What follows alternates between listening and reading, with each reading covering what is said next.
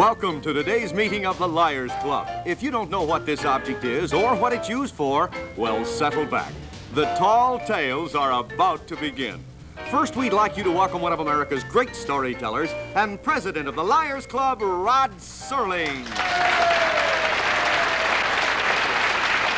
Thank you very much. Ladies and gentlemen, I'm Nikita Khrushchev, and over here you have the Troika and one substitute driver. Over here. And we're all liars here, reading from left to right, currently appearing at the Sahara in Las Vegas and commuting daily to our Liars Club, Mr. Norm Crosby. And Norm has just finished a marvelous book called Good English Can Be Fun, and you all want to read it.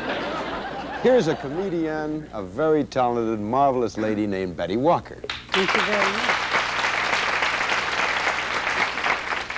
Equally talented, very versatile, and a wonderful guy. Soon to be seen as the star of an upcoming series called The Courtship of Eddie's Father, Mr. Bill Bixby.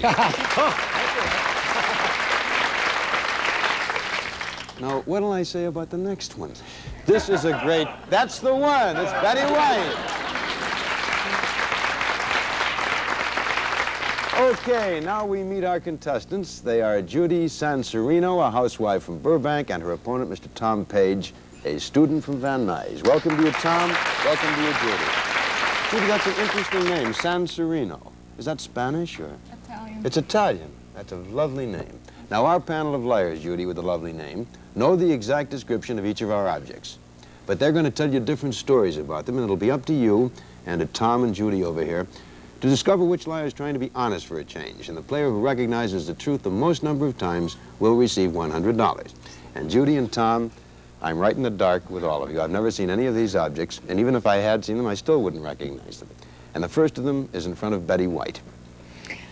I learned something new on this show every single time I'm on it, and I didn't realize it. They have something for everything now. They really, really do. This obviously is electrical. You've got to be smart. You've got to have done the show a long time to realize that that's electrical. But they have for I've got to show you this so that you'll understand what I'm meaning. You see that?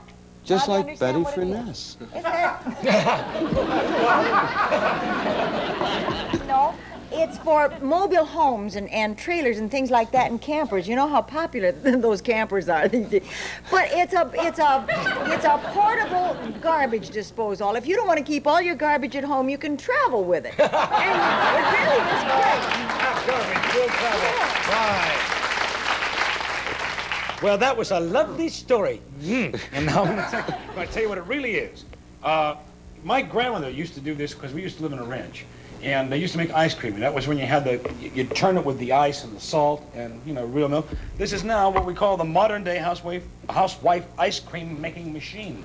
And you just stick your goodies in here, and this turns the whole thing around. You plug it in the wall, and that's it, tutti frutti. You stick your goodies in there, Bill Bixby, if you want. Go ahead, Betty Walker. What do you say? That's what made tutti frutti.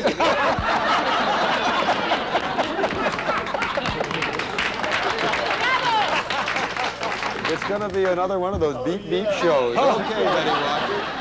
Well, I personally, first of all, I do want to exclaim that it is an unusually large coil. I mean, let's say it out loud. Actually, this is an ultrasonic jewelry cleaner for the woman who has diamonds in colors and, you know, large pieces. The Queen of England has one of these, that she has one on her yacht.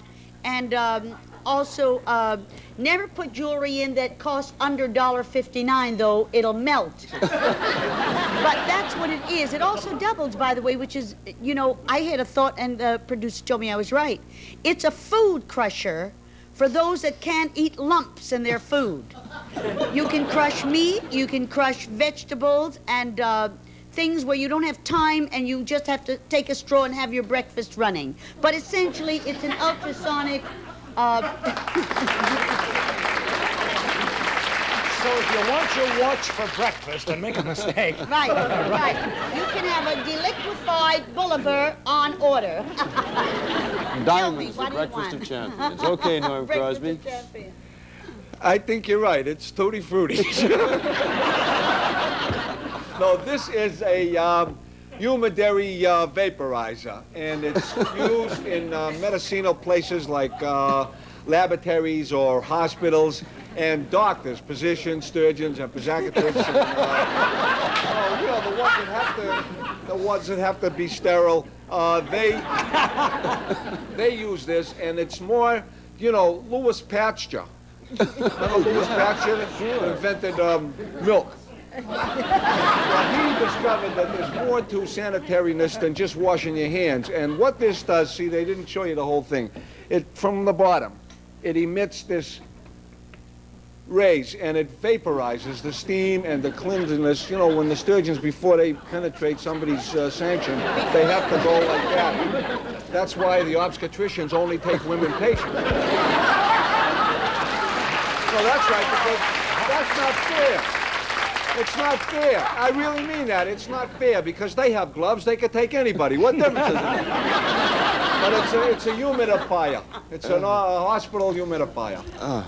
Well, Judy and Tom, Norm tells us it's a hospital humidifier that the sturgeons use. I mean, you heard him. And Betty Walker calls this an ultrasonic jewelry cleaner. Gets in the crevices. It gets in the crevices. I knew Pasteur's brother, Greener. And Bill Bixby says that this is an ice cream maker machine. And Betty White calls it a portable garbage disposal used for campers and trailers. All right, Judy, we'll start with you. I say Betty Walker. Gonna go with Betty Walker.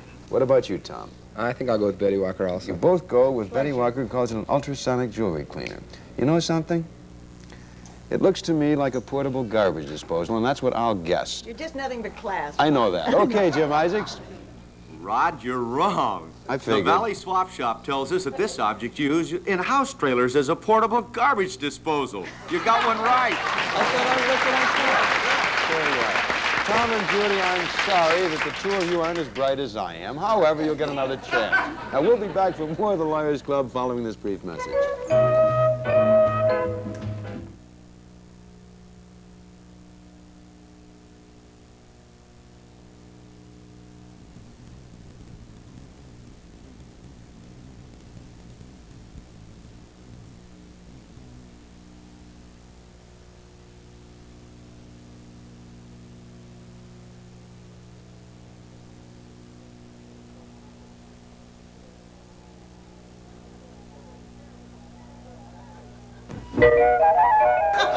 Okay, I think we're moving into the next round of the Liars Club. Tom and Judy are tied up 0-0, and we start this round with an object in front of Norm Crosby.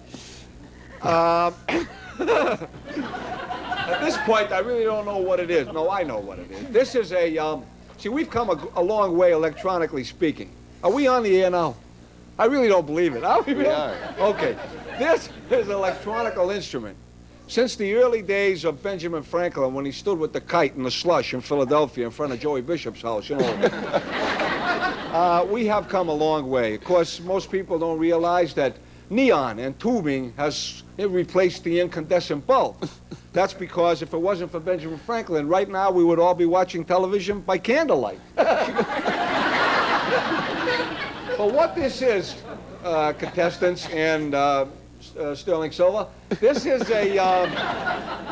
this is used in industrial factories to test the neon tubes. If you notice closely, the end of it has two elongated prongs, which goes into the neon Oh, I did that series. That's right. socket and can tell the push a button and it can tell by the vibration if current is going through. It's a neon tube tester.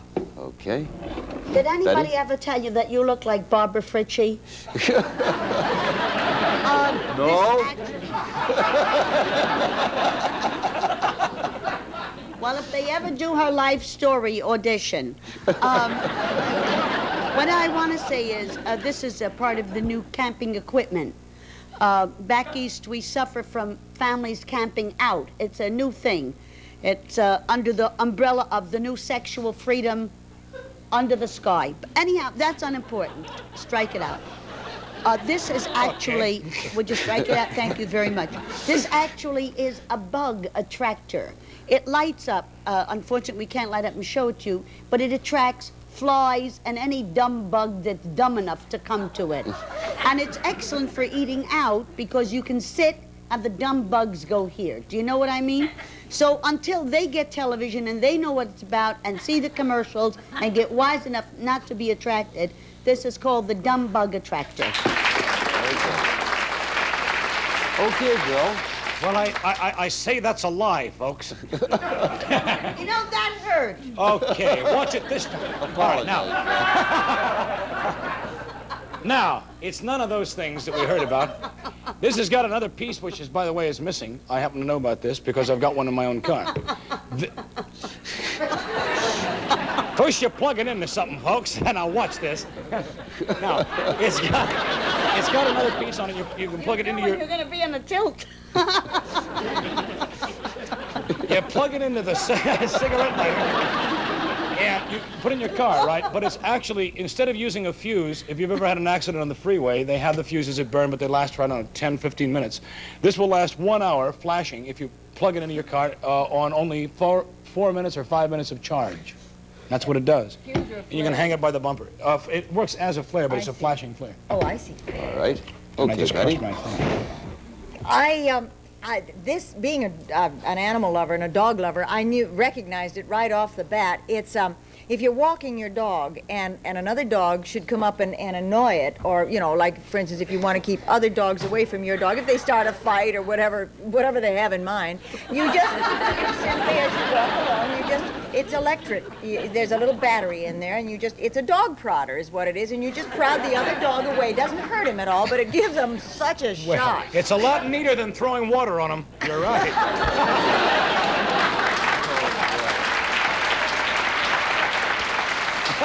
All right, Judy and Tom. I can't stand it's self-righteousness. You're right. You're quite right. But I'd like to see the producer of this show. Right after the show is over, well, you may.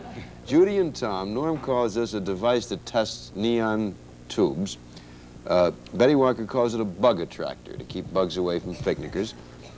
Bill tells us that this is a light flasher to hang on your automobile to warn once you've had an accident or once you've been disabled alongside of the road. And Betty calls it a dog prodder to break up dog fights. All right, Judy, we'll start with you. And like that. And like that stuff.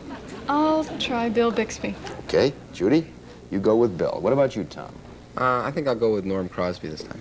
Tom goes with Norm, who calls it a device to test neon tubes, and Judy goes with Bill, who calls it a light flasher to hang from a car. Okay, Jim Isaacs, what is this thing? The Palms Pet Shop tells us that this item should be carried while walking your dog, and it really is an electric dog prodder. Sorry. I'm awfully sorry. Well, what do you know? You were a paratrooper, Tom, right? We were just comparing our service records, and I was in the paratroops, and he was in the paratroops, and he said, when will you win? And I said, well, I went through jump school in '43. He went through in 1966. Profane. Smart kid, that's what you are, Tom. All right. I mean, what is this new thing? If you live beyond 18, you're a failure. That's right. Okay, it's still nothing. Tom and Judy are being very consistent about the whole thing, team. And we're going to begin this round with an object in front of Betty White.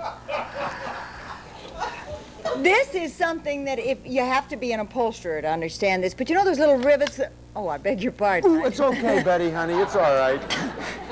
But the upholsterers use this to put those little studs, those little nails, you know, I know that upholster. Betty, I know that upholster. I know him. Never gets some work done, that No, fella. but you just simply, the little rivets go in there, and they put the studding all down on the backs of, I just don't, I'm 10 years older than I was when I started the show 6 months ago. Now, actually, I had this on order. Oh, no!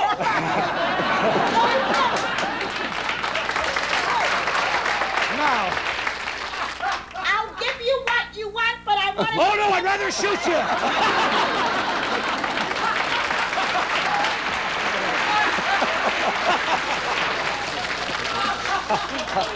Okay. Now, you won't believe this at home. We'll sell this to you for $3.90. Oh, goes back 6 years. This is called actually, the name of the thing is a solder spitter. If you have a place you want to solder, and you can't really get to it, you know what I mean? Normally, soldering used to be done with a long piece of metal and a hot, Daddy, tip. I don't like the way he's looking at This, you. this spits out solder, which on contact immediately, freezes into shape or dries to the wire, and you can solder that way. It's very difficult, like electronics. Betty Walker. Well, actually, all of us have been to the Chinese restaurants, and we've had wonton, and you that understand what kreplach is, and raviola, and you wonder how in restaurants it's evenly distributed, and they can't have a Jewish or Italian mother going, this is not even, let's even it out. They've devised this little gun, and it injects the wonton, raviola, and kreplach with a fair amount of meat right in, evenly distributed, and this is a raviola, wonton, and kreplach distributor. I thought I was a lunatic. You're a kook. It's all right, Norm, This you are. happened. Yes,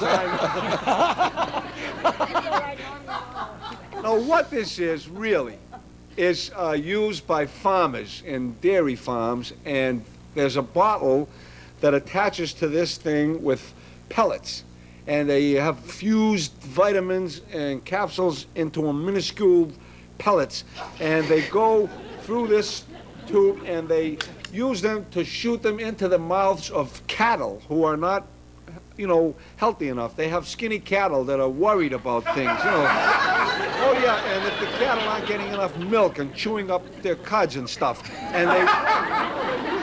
cattle, if you know anything about cattle, and I'm, close to that, they, if you know anything about cattle, oh, this is the truth.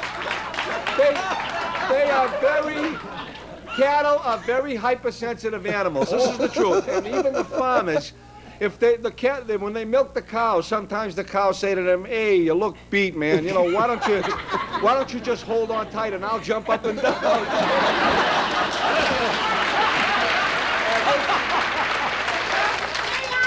Producer of this show. This is well, the cattle can pick it up and give herself a job. The farmer comes in and he injects cattle pellets into the cattle. It's a cattle pellet sticker in the mouth. All right. But if you think I'm going to repeat that, you're nuts. All right, Judy and Tom, Norm says that this is a device used by dairymen to inject vitamins through a shotgun device into the mouth of the deserving cattle. Betty says that this is a wonton, raviola, and kreplach distributor. Right, with branches in Milwaukee. Yeah, that's right. And in Jersey, the number is Bigelow 0666. Bill says... You may call me sir. All right, sir. Bill tells us that this is a solder spitter to get things soldered in out-of-the-way places. If you ever want to go to an out-of-the-way place to solder, you do that. And Betty White says this is an opposed... I don't know why I do this show. I should be home writing. Betty White says that this is an upholsterer's gun that shoots off rivets and studs and things like that, okay? And in other words, if you want to shoot a stud, well, you can get that gun. Okay. Now, Judy, we'll start with you, Judy.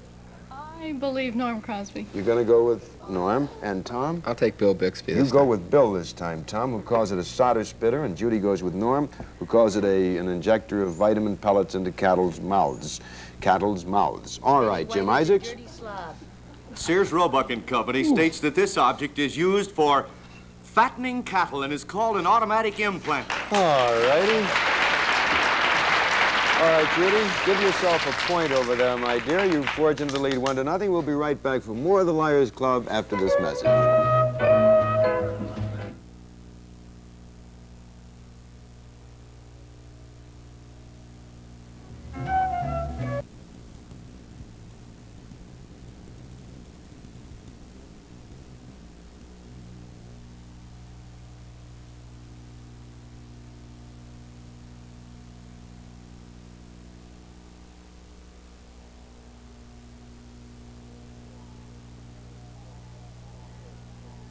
It's closed. Okay, for the next round of our Liars Club, we're going into our back room. And we're going to show you a sculpture which was loaned to us by the Ankrum Gallery. It was created by Ken Starbird, and it's valued at $1,000. All right, Norm, will you describe the sculpture for us, please, and give us its title? This is a free-form sculpture. Was done by Ken Starbird. free form, and it is symbolic of the fossils, bones, and teeth and various implements and armpits of fossils that were discovered in the time of the Neanderthal primates and the misanthropes who lived in caves that down by the ocean, and they didn't have no clothes. They used to wear like dirty rags and bare feet and beards. You know, Neanderthal primates used to walk by the beach. Now they walk on Sunset Strip. But this is, that's the truth. And these are symbolic of the ancient relics, the shell forms, so forth, found in subliminal depths, which is more down than, you know, on the level. And he closed it in this cage, and it's called Captive. That's the name of the sculpture, Captive. Okay. Betty Watson? I'm Jerry Cooper, and I'm in 2B2. This is a sculpture. This is a sculpture which says that all the people in the world should love each other, no matter even if it's your mother-in-law.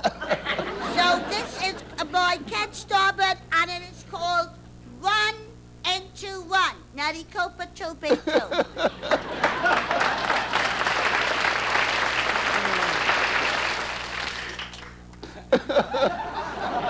Henry W. Bill Bixby, Gibson. B12.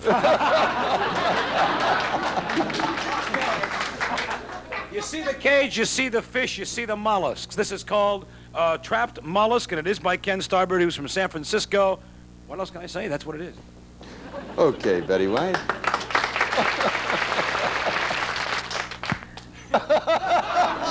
It's the Loretta Young Show. I'll tell you what this is. This is really a very serious one. Mr. Starboard always works in this fossil-like cement, actually is what it is, and it's called emergence. It's the soul of man struggling up out of his captivity and not quite making it. Emergence. Okay.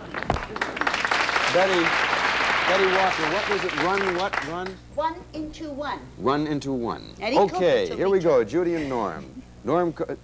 Tom. Norm calls it Captive. Betty calls it 1 into 1. Bill's title is Trapped Mollusk, and Betty White calls it Emergence. Okay, Judy, we'll start with you. Bill Bixby. You go with Bill. And you, Tom? I go with Bill also. You both go with Bill, who calls it Trapped Mollusk. Okay, Jim Isaacs, what's the title? According to the Ankrum Gallery, this sculpture by Ken Starboard is really entitled 1 into 1. Okay, we'll be right back with more of the Lions Club after this message.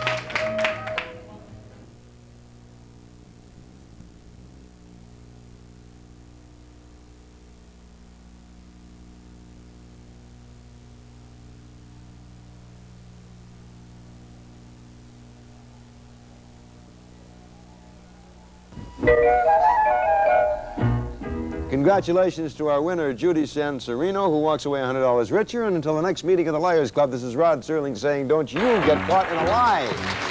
Transportation of some of the items used on Liars Club and other considerations are furnished by Global Van Lines. Global, modern moving with old-fashioned care.